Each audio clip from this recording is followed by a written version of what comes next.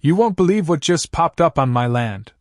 I muttered under my breath as I stepped out onto the cracked asphalt driveway, the early morning sun cutting through the mist and glinting off the half-finished rooftops that now crowded the horizon where open fields used to stretch for miles. The smell of freshly poured concrete mingled with the earthy scent of wet soil, and I could hear the rhythmic pounding of hammers and the low rumble of diesel engines from the construction vehicles parked haphazardly along the property line. My name is Ethan Parker, and this is my story. A story I've lived quietly, while a homeowners association called Riverbend decided to build 196 houses on land that's been in my family for generations. I felt my stomach twist as I saw Karen Whitman, the HOA president, strolling across the site in her crisp blazer, clipboard in hand, her steps confident, her eyes scanning as if the land belonged to her, which it didn't. I froze for a moment, the cold morning air stinging my lungs, and noticed the orange spray paint lines marking future streets and property boundaries that should have never existed. I could hear the distant call of a blue jay echoing over the clatter, a reminder of the open skies that used to hover above this land, now fragmented by roof lines and fences. My heart pounded against my ribcage as I walked closer, crunching gravel under my boots, each step a reminder that this was my home, my history, and yet, legally, it seemed like everyone else had forgotten that. The scent of fresh pine from the construction frames burned my senses, and I swallowed hard, tasting the metallic tang of adrenaline. I could see the workers pausing mid-task as she passed, some offering brief nods, others exchanging glances that betrayed their awareness of the tension.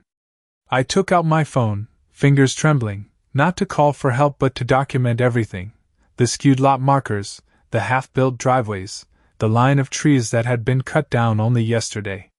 Every click of the camera shutter was a silent vow to myself that I would not stay quiet, that this intrusion would not stand. I remembered the long nights poring over deeds and property maps, the smell of old paper filling my office as I traced the lineage of ownership through generations, each signature a testament that this land was mine.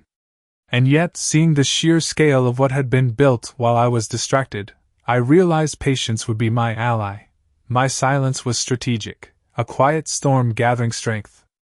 I stepped back, feeling the warmth of the sun slowly lifting off the asphalt, and I whispered, "They have no idea what's coming." The wind carried faint construction noises toward me, a symphony of unauthorized ambition, and I inhaled deeply, the familiar smell of wet grass mingling with the dust of disturbance, grounding me. I could see the edges of the property, the fence posts that should have marked boundaries now overshadowed by scaffolding, and the memory of summer evenings spent walking these fields with my father flashed sharply. My fingers grazed the rough edge of the old wooden fence, splintered from decades of weather, and I could almost feel the pulse of the land beneath my feet, steady and alive. The day had barely begun, yet the weight of what I needed to do pressed against me, sharp and undeniable, as the hum of engines and the scent of sawdust filled the morning air. A quiet reminder that every detail mattered, that every moment I observed would later unfold as a part of my truth, a story of patience, strategy, and the slow unveiling of justice, where silence was my first weapon and observation my ally. And I promised myself that today marked the beginning of a journey that would end. In Revelation, the quiet before a storm of rightful ownership and vindication. Karen Whitman did not even glance my way as she walked past the rows of partially framed houses, her heels clicking sharply against the gravel like a metronome counting down to some invisible deadline, and I stood at the edge of the property line, the cool morning air brushing against my face, carrying the scent of sawdust and fresh asphalt, every inhale a reminder that this was supposed to be mine. I watched her stop occasionally to speak into her phone, the gestures precise, the tone confident, almost rehearsed, and it made me tighten my grip on the strap of my backpack, which held notebooks, cameras, and folders filled with decades of deeds and maps tracing my family ownership of this land. I could hear the faint whir of a drone hovering somewhere above, likely surveying the construction, and I thought about how strange it felt that someone could turn so much of my history into a checklist of lot numbers and square footage without even considering the legacy embedded in every blade of grass and every tree that once shaded this property. I walked along the edge of the freshly poured concrete driveways, noting the subtle tilt in one, the slight mismatch in brick color in another, each imperfection a silent testament that their empire was built hastily, arrogantly, as if no one would question their right to carve up what did not belong to them. I thought about calling out, about confronting Karen directly, but I held my tongue, remembering my father's advice about strategy and patience, the kind that waits for the precise moment to act rather than giving in to immediate frustration. My eyes traced the uneven fences that separated future yards, imagining the laughter of families that might never know the roots from which this land came, and I felt a surge of determination, a quiet resolve building as steadily as the walls that were rising before me. Every step I took on the gravel sent up small clouds of dust that smelled faintly of pine, and I could hear the creak of wooden frames bending under the weight of materials, the occasional metallic clang of a tool dropped by an inattentive worker, all blending into a rhythm of intrusion that I had to endure silently while preparing for the day when truth would out. I pulled my notebook from the backpack, jotting down notes, sketching diagrams, and marking times, the air filled with the mingled scents of wet earth and sawdust, each detail logged as if the land itself whispered instructions on how to reclaim what was mine. I imagined walking into a courtroom one day with every image, every sound, every irregularity recorded meticulously to present a picture so vivid that no judge could ignore it, and I smiled faintly to myself, feeling the first twinges of satisfaction at the thought that the quiet observer could someday become the orchestrator of their own justice.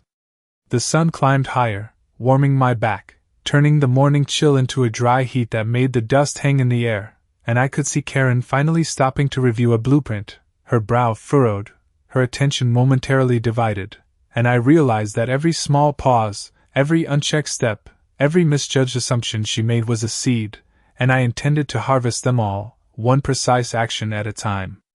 I stayed at the edge of the construction site, letting the morning sun warm my back, observing the chaotic choreography of workers, trucks, and half-finished houses, each detail etched into my mind with the precision of someone who had grown up knowing every inch of this land. The wind carried the faint smell of sawdust mixed with freshly turned soil, a reminder that transformation was happening without my consent, yet I remained still, calculating, every sense heightened to catch nuances others might miss. Karen Whitman moved with purpose, consulting her clipboard, speaking in measured tones on her phone, and I noticed the subtle ways she directed workers, the slight hesitation in a few of them suggesting they too sensed an invisible boundary she had no right to cross. I crouched near a stack of timber, the rough wood pressing against my palms, and captured every irregularity in my notebook, noting angles, measurements, and positions, knowing that each recorded observation would serve as a cornerstone in a case built on meticulous proof rather than confrontation. The hum of engines and the scrape of metal on metal blended into a soundtrack of intrusion, yet I felt no anger in that moment, only clarity, a growing understanding of how to transform my quiet patience into leverage. A family of sparrows flitted nervously among the unfinished rooftops, their small movements reminding me of the delicate balance between human ambition and the rhythm of the land, and I inhaled deeply, the mingling sense of pine, damp earth, and fresh concrete grounding me in the reality of ownership and responsibility. I moved along the periphery, stepping carefully over piles of gravel, my eyes scanning for evidence of shortcuts or disregard for regulations, each discovery a small victory in preparation for a larger confrontation. I imagined how I would recount these observations, every minute detail, to an audience that needed to understand not just the physical invasion but the calculated overreach, the systematic erasure of history from a place that belonged to my family for generations. My notebook was filled with sketches and notes, arrows pointing to misaligned foundations, photographs annotated with times, weather conditions, and witness accounts, a tangible record of integrity in a landscape marred by oversight or neglect. The distant sound of a hammer dropping echoed like a metronome, and I felt a surge of resolve, a commitment to turn these hours of silent vigilance into a structured argument that could not be dismissed. As Karen walked past another row of homes, her figure sharp against the morning light, I noted every nuance of her movement, every glance, every gesture, each one a fragment that would later complete the puzzle of accountability. I paused briefly, looking out over the expanse of what once had been open fields, imagining the lines I would draw and the story I would tell, one that would transform quiet observation into undeniable evidence, patience into action, and meticulous attention into the first step toward reclaiming not only land but the principle that no one could erase the truth without consequence. I stepped back from the edge of the construction, the warmth of the late morning sun on my shoulders contrasting sharply with the cool sense of determination in my chest, and I pulled out the old property deed from my backpack, the worn edges and faded ink telling a story that had survived generations. The paper smelled faintly of parchment and dust, each crease a reminder of the years it had endured in careful safekeeping, and I traced my fingers along the lines of the signature, imagining the hands that had signed it decades ago, hands that had cultivated and protected this land long before any of the structures now rising threatened its integrity. Karen Whitman was speaking to a group of supervisors nearby, pointing toward a row of houses with that familiar air of confidence, oblivious to the fact that she was speaking over boundaries that did not belong to her, and I felt a surge of clarity as I realized the power held in my possession was not in confrontation, but in evidence, in patience, in the meticulous gathering of truth. I laid the deed flat on a nearby workbench, the sun catching the ink in a way that made it almost glow, and I compared it to the property markers and maps I had brought, measuring angles and distances, confirming line by line, inch by inch, that the claim was unassailable. The scent of sawdust lingered in the air, mingling with the faint metallic tang of fresh nails and the earthy aroma of soil recently disturbed, and each smell seemed to anchor me more firmly in the reality that this was my land, my legacy, and that patience would reveal what impulsiveness could never achieve. I observed the shadows stretching across the newly laid foundations, noting how sunlight fell differently on the structures than it would on the true boundaries, and I began sketching overlays in my notebook, the meticulous lines a quiet rebellion, a plan forming in real time to turn every observation into undeniable proof. Karen's laughter floated across the site, light and commanding, and yet it sounded hollow against the weight of what I held in my hands, the tangible document that would one day shift the balance. I imagined the day I would enter a room with these materials, presenting them in a sequence so clear, so thorough, that no argument could stand against them, and I felt a calm certainty that grew stronger with each passing moment. The hum of machinery provided a steady rhythm, and I found myself aligning the deed with photos I had taken earlier, each image a puzzle piece waiting to complete the picture of rightful ownership. As the morning edged toward noon, I stood again at the property line, the sun now high above casting sharp, precise shadows that highlighted the contrast between what was and what should have been, and I felt a quiet resolve harden inside me, knowing that this evidence, this careful preparation, would one day speak louder than any voice raised in dispute, and that the truth of my claim, supported by the paper trail of generations, would ultimately restore what had been infringed upon. I began moving systematically through the property, my eyes scanning every corner, every newly erected frame, every gravel path that had been laid where grass once grew, and I documented each observation with care, capturing photographs and notes with the precision of someone mapping a landscape that had been disrupted.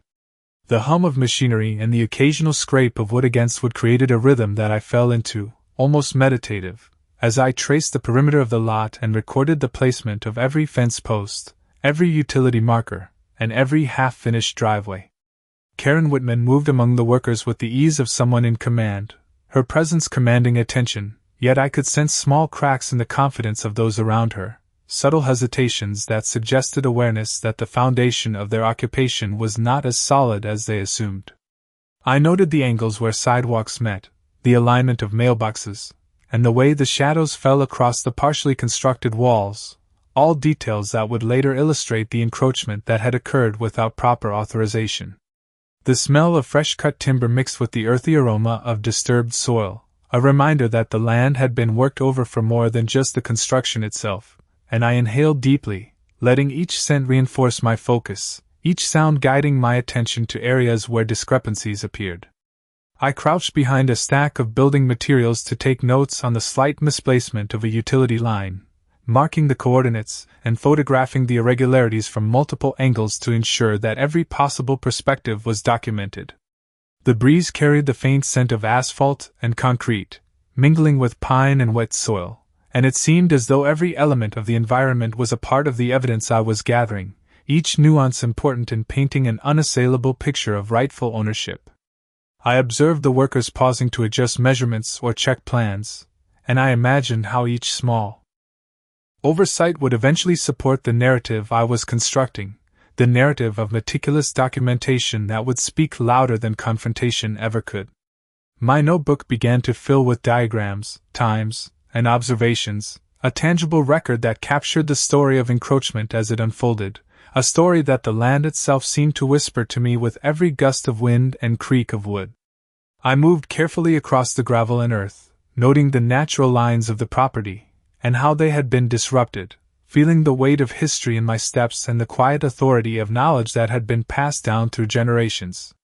The sun climbed higher, casting crisp shadows across the property, highlighting details that had previously escaped notice, and I felt a quiet satisfaction in knowing that each careful observation, each precise photograph, each line drawn in my notebook was building the framework for a case grounded in truth and preparation, a case that would one day reveal the extent of the intrusion and restore what had been disrupted.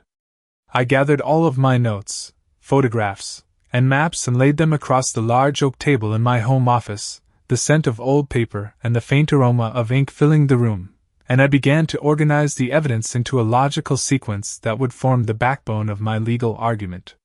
Each photograph, each sketch, each annotation was carefully labeled with times, dates, and coordinates. The pages of my notebook meticulously cross-referenced with the images and official records I had accumulated over weeks of observation. I felt a quiet focus as I worked, aware that the strength of my case relied not on emotion but on precision, clarity, and the ability to tell a story through documented truth. I spread the old deed in the center of the table, its faded ink glowing softly under the desk lamp, and began matching every line of property description with photographs of the construction site, comparing angles, measuring distances, and noting inconsistencies that highlighted the encroachment. The hum of the air conditioning blended with the faint ticking of a wall clock, creating a rhythm that kept my mind sharp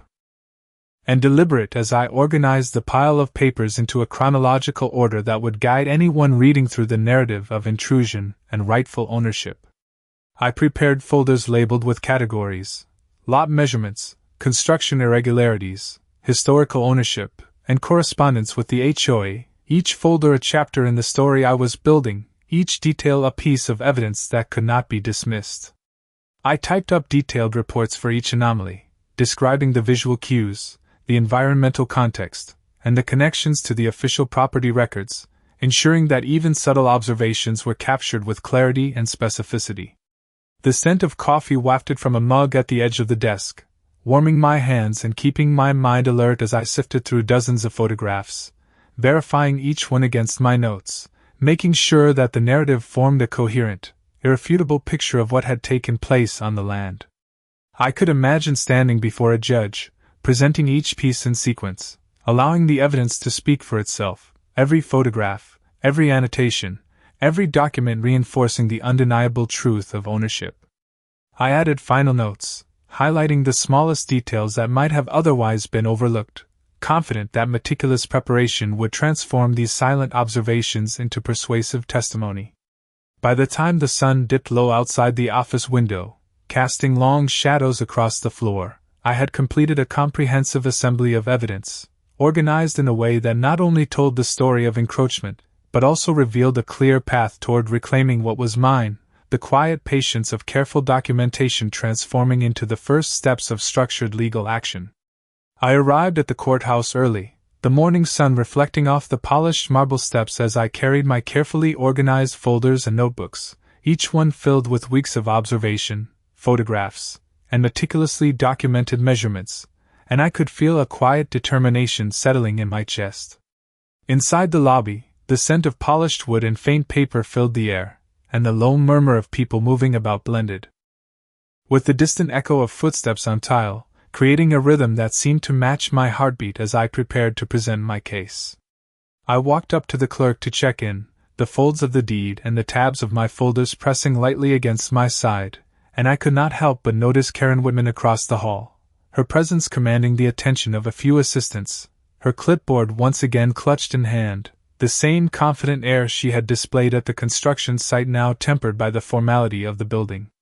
I took a deep breath, the faint scent of coffee from a nearby cafe drifting through the air, grounding me, and I reviewed in my mind the sequence in which I would present the evidence, each photograph, each note, each measurement a step in a carefully choreographed path toward clarity and justice. As I entered the courtroom, the cool air and the quiet hush of proceedings immediately focused my attention, the polished wood and high ceilings amplifying every small sound, from the shuffle of papers to the gentle tap of a gavel marking the beginning of the session.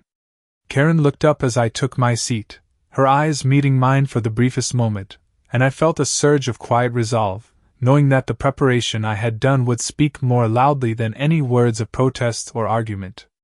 When my turn came to present, I placed the folders before the judge, carefully laying out each category: lot measurements, construction irregularities, historical ownership, and correspondence, explaining each with calm precision and showing the photographs that illustrated what had occurred on the land over the previous months. The judge leaned forward, examining the images and notes, and I could feel the weight of every detail I had recorded aligning perfectly, every measurement and timestamp reinforcing the undeniable truth of ownership.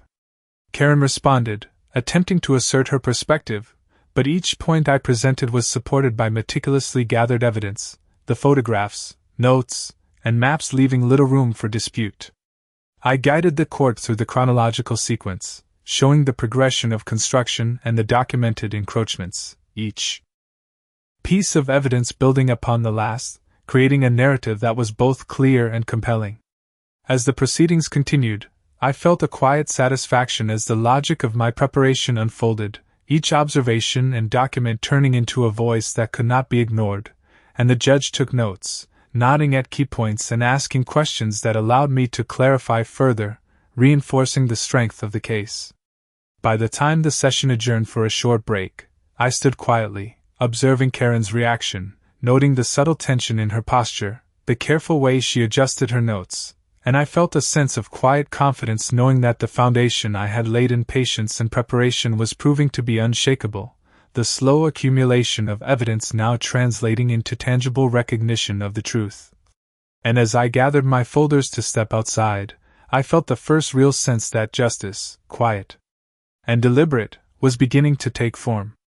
The moment had arrived when I revealed the deed, spreading it carefully across the table in the courtroom as the judge leaned in to examine the faded ink and detailed property lines, each line a testament to generations of stewardship that no construction project could erase.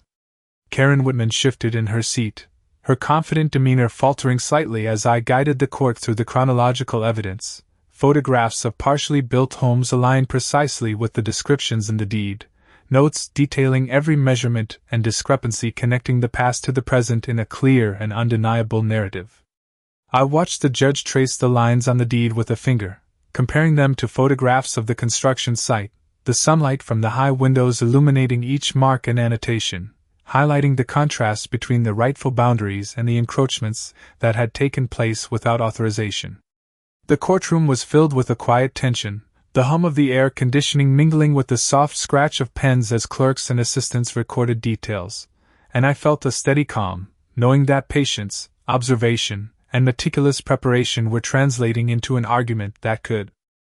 not be ignored. Each photograph I presented, each note I read aloud, built upon the last, creating a tapestry of proof that left little room for alternative interpretation, and I could see the subtle acknowledgement in the eyes of those present, including Karen, that the foundation of my claim was unshakable.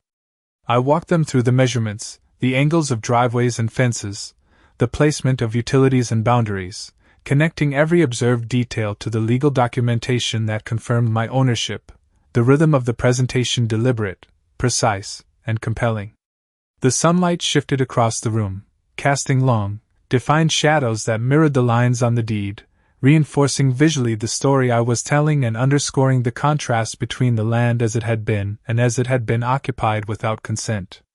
Karen attempted to offer explanations, but each was carefully countered with the evidence I had assembled, presented calmly and logically, allowing the facts to speak louder than any assertion or objection.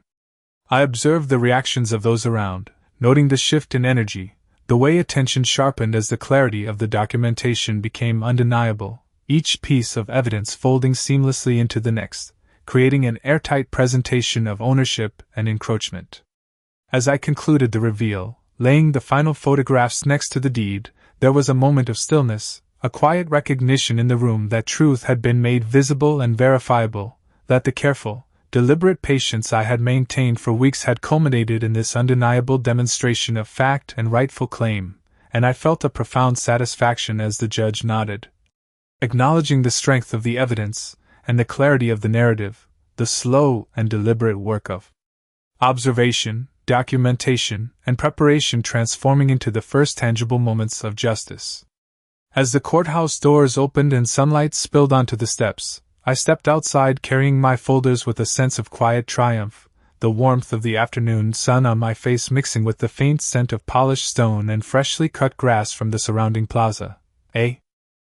reminder that the day was real and that the painstaking patience of weeks had transformed into undeniable results. I glanced across the steps and saw Karen Whitman gathering her papers, her posture slightly tense, and I felt a calm sense of vindication, knowing that the careful assembly of evidence, the meticulous tracking of every measurement, photograph, and observation, had spoken louder than any confident assertion she could offer. Walking toward the edge of the property, I could see the rows of homes that had been built encroaching on the land, their half-finished structures now dwarfed by the clarity of rightful ownership, and I traced the edges of the deed with my finger in my mind, imagining the lines extending beyond the construction, reclaiming the open space that had always belonged to my family. The breeze carried the faint scent of pine and freshly turned soil, and I inhaled deeply, feeling the weight of history and responsibility settle comfortably on my shoulders, a recognition that the quiet, deliberate work of documentation and observation had brought the truth into the light.